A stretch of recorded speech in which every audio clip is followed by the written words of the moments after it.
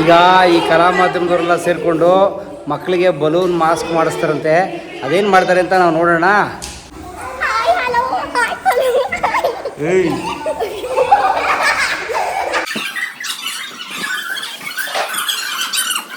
ಇದರಿಂದ ಏನು ಮಾಡ್ತೀವಿ ಅಂದರೆ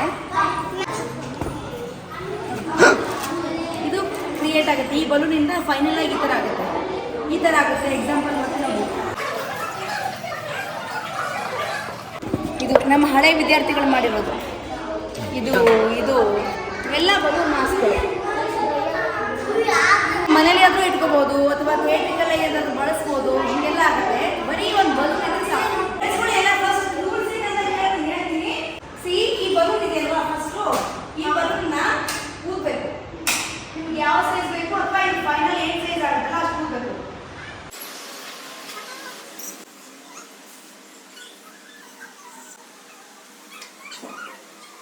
ತಪ್ಪಾಗ್ತಿಲ್ವಾ?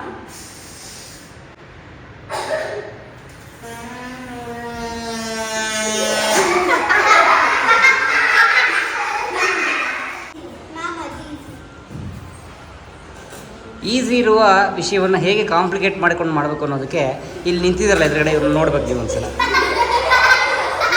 ಬಲೂನು ಊದಕ್ಕೆ ನಂಗೆ ಗೊತ್ತಿಲ್ಲ, ಮಕ್ಕಳು ಊದ್ಕೊಡ್ತಾರೆ ನೋಡಿ. ಮಕ್ಕಳು ಐಡಿಯಾ ಕೊಟ್ಟು ಬಲೂನ್ ಊದಕ್ಕೆ ಎಲ್ಲ ಐಡಿಯಾ ಇರುತ್ತೆ. ಅದನ್ನೆಲ್ಲ ಕೇಳಿಸ್ಕೊಂಡು ಬೆಳಿಬೇಕು ಅಲ್ವಾ, ಚಿಕ್ಕವರಾಗಿ ದೊಡ್ಡವರಾಗಿ.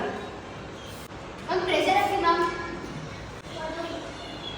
ಇಟ್ಕೊಬಿಡಿ. ಆ ಪಾರ್ಟಿನ ಪ್ರೆಷರ್ ಹಾಕಿ ಮ್ಯಾಮ್ ಸ್ವಲ್ಪ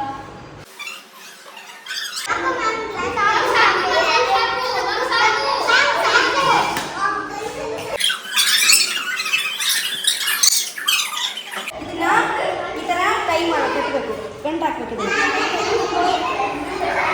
ಓಕೆ, ಈಗ ಏನು ಮಾಡಬೇಕು ಅಂದರೆ ನಮ್ಮ ಹತ್ರ ಒಂದು ಫೆವಿಕಾಲ್ ಇರುತ್ತೆ. ಫೆವಿಕಾಲ್ ಗಮ್ ಇರುತ್ತೆ. ಆ ಗಮ್ಮಿಗೆ ಒಂಚೂರು ನೀರು ಮಿಕ್ಸ್ ಮಾಡಿಕೊಂಡು ಅದನ್ನು ನೀರಾಗಿ ಮಾಡಬೇಕು, ತೆಳುವಾಗಿ ಮಾಡಬೇಕು. ಓಕೆ, ಫೆವಿಕಾಲ್ ಗಟ್ಟಿ ಇರುತ್ತೆ, ಅಷ್ಟು ಬಳಸೋಕ್ಕಾಗಲ್ಲ. ಫೆವಿಕಾಲನ್ನು ನೀರು ಹಾಕಿ ಮಿಕ್ಸ್ ಮಾಡಿ ಅದನ್ನು ನಿಮ್ಮ ಹತ್ರ ಇಟ್ಕೋಬೇಕು. ಓಕೆನಾ? ಈಗ ಆಯಿತು, ಫೆವಿಕಾಲ್ ಬಂತು. ಈಗ ಅದಾದಮೇಲೆ ಪೇಪರ್ ತಗೋಬೇಕು. ಇಂಗ್ಲೀಷ್ ಪೇಪರ್ ಮತ್ತು ಕನ್ನಡ ಪೇಪರ್ ತಗೋಬೇಕು. ಯಾಕಂದ್ರೆ ಅದು ಏನ್ ಗೊತ್ತಾ, ಈಗ ಇದಕ್ಕೆ 7 ಲೇಯರ್ ಪೇಪರ್ ಹಚ್ಚಬೇಕು. 7 ಲೇಯರ್ಸ್ ಹಚ್ಚಬೇಕು. ಫಸ್ಟ್ ಒಂದು ಲೇಯರ್ ಫುಲ್ ಹಚ್ಚಬೇಕು, ಸೆಕೆಂಡ್ ಲೇಯರ್ ಹಚ್ಚಬೇಕು, ಥರ್ಡ್ ಲೇಯರ್ ಹಚ್ಚಬೇಕು, ಫೋರ್ತ್ ಲೇಯರ್ ಹಚ್ಚಬೇಕು. ನಿಮಗೆ 7 ಲೇಯರ್ಸ್ ಮಾಡಬೇಕು. ಆದರೆ ನಿಮಗೆ 7 ಲೇಯರ್ ಮಾಡಿದೀವಿ ಅಂತ ಗೊತ್ತಾಗೋದಿಲ್ಲ, ಯಾಕಂದ್ರೆ ಪೇಪರ್ ಸೇಮ್ ಇರುತ್ತೆ. ಹಾಗಾಗಿ ಏನು ಮಾಡಬೇಕು, ಮೊದಲು ಒಂದು ಕನ್ನಡ ಪೇಪರ್ ಹಚ್ಚಬೇಕು. ಅಕ್ಷರಗಳು ಬೇರೆ ಥರ ಇರ್ತಲ್ವಾ, ಅದಕ್ಕೆ Kannada paper first, second English, third ಮತ್ತೆ Kannada, fourth English, fifth Kannada, sixth ಮತ್ತೆ ಇಂಗ್ಲೀಷು, ಸೆವೆಂತ್ ಮತ್ತೆ ಕನ್ನಡ. ಹಿಂಗೆ 7 ಲೇಯರ್ ಹಚ್ಚಬೇಕು. ಒಂದು ಕನ್ನಡ ಒಂದು ಇಂಗ್ಲೀಷ್ ಹಚ್ಚಿದ್ರೆ ನಮ್ಗೆ ಅಕ್ಷರಗಳು ಇರ್ತಲ್ವ, ಅದಕ್ಕೆ ಇದು ಲೇಯರ್ ಇದು ಆಗಿದೆ, ನೆಕ್ಸ್ಟ್ ಲೇಯರ್ ನಾವು ಇಂಗ್ಲೀಷ್ ಹಚ್ಚಬೇಕು ಅಂತ ಗೊತ್ತಾಗುತ್ತೆ.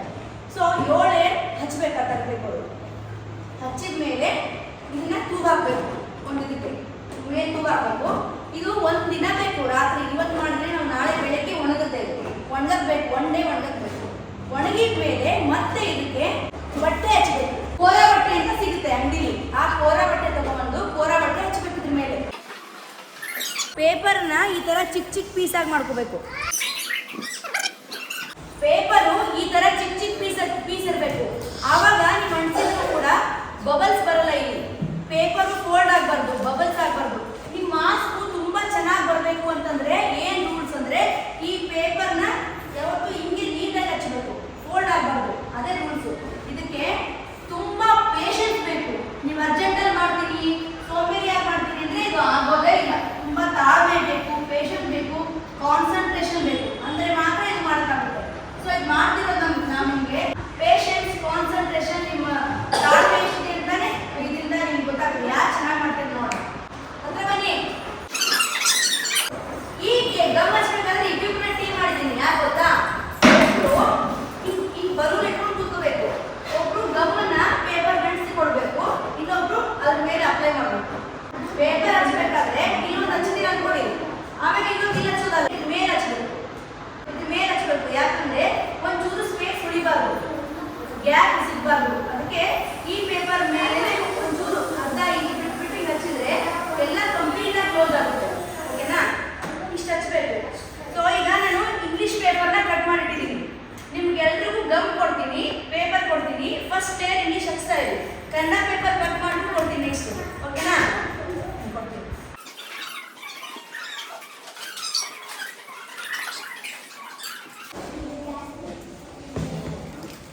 ಮುಗಿಸ್ತಾ ಇದ್ದೀರಾ? ನೀರು ಮತ್ತು ಫೆವಿಕಾಲ್ನ ಮಿಕ್ಸ್ ಮಾಡ್ತಿದ್ದೀವಿ. ಇದು ಪೇಪರ್ ಹಚ್ಚೋಕ್ಕೆ ಇಷ್ಟು ಗಟ್ಟಿ ಬೇಕಾಗಲ್ಲ, ಅದಕ್ಕೆ ನೀರು ಮಾಡ್ಬೇಕು, ಗಮನ ತೆಳುವು ಮಾಡ್ಕೋಬೇಕು. ಎರಡು ಕೈ ಬೆಳೆಸೋ. ಇಲ್ಲಿ ಹಚ್ಬೇಕಾದ್ರೆ ಪೇಪರ್ ದೊಡ್ಡ ಹಚ್ಚಿದ್ರೆ ಫೋಲ್ಡ್ ಆಗೋ ಚಾನ್ಸ್ ಇರುತ್ತೆ. ಅದಕ್ಕೆ ಏನು ಮಾಡಬೇಕು, ಇದನ್ನ ಇನ್ನ ಚಿಕ್ಕದು ಮಾಡಬೇಕು. ಚಿಕ್ಕದು ಮಾಡಿ ಗಂಟ್ಸ್ಕೊಂಡ್ರೆ ಫೋಲ್ಡ್ ಆಗಲ್ಲ. ಅವಾಗ ಇದನ್ನ ಇನ್ನೂ ಚಿಕ್ಕದು ಮಾಡಿ ಅಂದ್ಕೊಂಡಾಗ ಫೋಲ್ಡ್ ಆಗಲ್ಲ, ಚೆನ್ನಾಗಿ ಬರುತ್ತೆ ಅವಾಗ ಶೇಪ್. ಕಂಟಿನ್ಯೂ ಮಾಡಿ.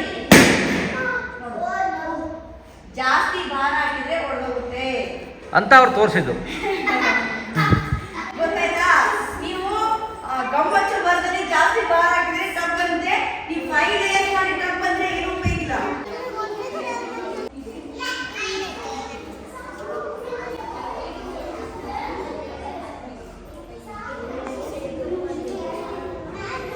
ಮೂರು ದಿನ ಬೇಕಾ ಕೊಡೋಕೆ? ತಗೊಂಡು ಟ್ರ್ಯಾಕ್ಟರ್ ಬಂದು ಹಚ್ಕೊಡ್ಬೇಕು. ಏನಾಗಲ್ಲ, ಬೇಗ ಮಾಡ್ಕೊಂಡ್ರೆ ಗಮ್ ನೀಟಾಗಿ ಹಚ್ಕೊಂಡು ಗಮ್ ಮುಟ್ಟಕ್ಕೆ ಹೇಳ್ತಿರಲ್ರೋ? ಗಮ್ ಊಟಕ್ಕೆ ಎತ್ಬೇಡಿ. ನೋಡಿ, ಅವ್ರು ಲೇಯರ್ ನೀಟಾಗಿ ಬಂತು, ಬೇಗ ಬೇಗ ಮಾಡಿ.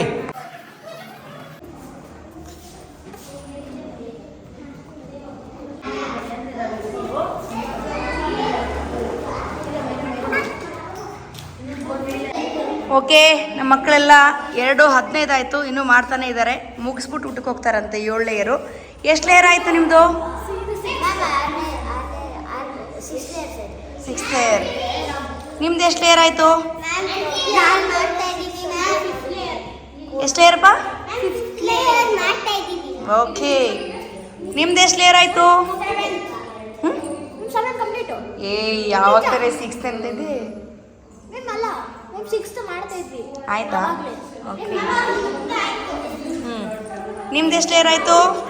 ನಮ್ದು ಲಾಸ್ಟ್ ಒನ್. ಓಕೆ, ನಿಮ್ದು ಎಷ್ಟು ಲೇಯರ್ ಆಯಿತು? ಮುಗ್ದಾಯ್ತು. ಓಕೆ, ನಿಮ್ದು ಎಷ್ಟು ಲೇಯರ್ ಆಯ್ತಮ್ಮ? ವೆರಿ ಗುಡ್, ಚೆನ್ನಾಗಿ ಮಾಡಿದ್ದೀರಾ ನೀವು.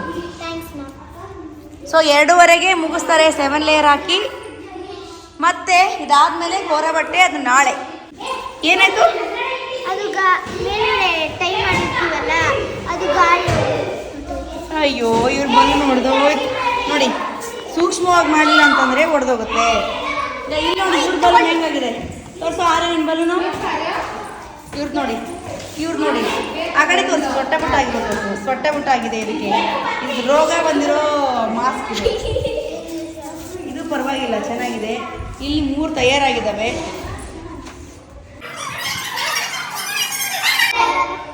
ಏನು ಮಾಡ್ತೀರಾ ಈಗ? ನಾನು ಕೋರ ಬಟ್ಟೆ ಹಚ್ತಾ ಇದ್ದೀನಿ. ಓಕೆ,